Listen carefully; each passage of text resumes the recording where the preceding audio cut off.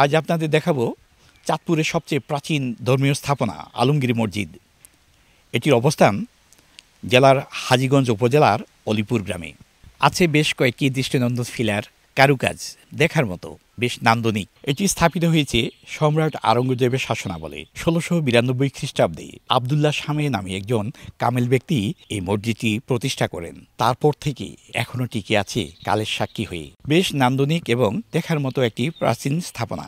যে মসজিদটি বিশেষ বৈশিষ্ট্য হলো এর ৫টি গম্বুজ, ৪ কোণায় ৪টি গম্বুজ, মাঝখানে আরেকটি বিশাল আকৃতির গম্বুজ। আর এই মসজিদটি দেখার জন্য দূর দূরান্ত থেকে অসংখ্য মানুষজন ছুটে আসেন। মসজিদের সঙ্গে সংশ্লিষ্টরা বলেছেন মসজিদটি রক্ষণাবেক্ষণ তারাই করছেন, তবে এখন পর্যন্ত সরকারি কোনো সহায়তা তারা পাচ্ছেন না। আর মসজিদটি যারা দেখতে আসেন তারা এর ভূয়সী প্রশংসা করেছেন। মুরব্বীরা, বাচ্চারা, চাচারা, দাদারা সবাই নামাজ পড়তে আইয়ে এখানে দূর দূরান্ত থেকে মানুষ ছুটে আসে দেখতে। মসজিদ ঐতিহাসিক মসজিদ বলে এবং নিয়ত মানত করে, যে যে নিয়ত করে সেই নিয়ত পূর্ণ হয়। আমার বাবার সাথেও আইছি, আমার দাদার সাথেও আইছি, অনেক ভালো লাগে নামাজ পড়তে। অনেক মানুষ হয় শুক্রবারে, ঈদের সময় একটু বেশি আসে, তখন ছুটি থাকে, মানুষজন বাড়িতে আসে।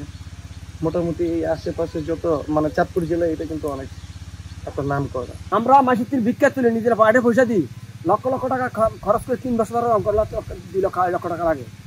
এই আমগরের নাম বেচা, আমগর তো তথ্য নিয়া নাম বেচা টাকা উঠে খেয়ে নেয়। এমন নান্দনিক ধর্মীয় স্থাপনা চাঁদপুর জেলায় খুব কমই আছে, যেটি এখন থেকে প্রায় ৫০০ বছর আগে প্রতিষ্ঠিত।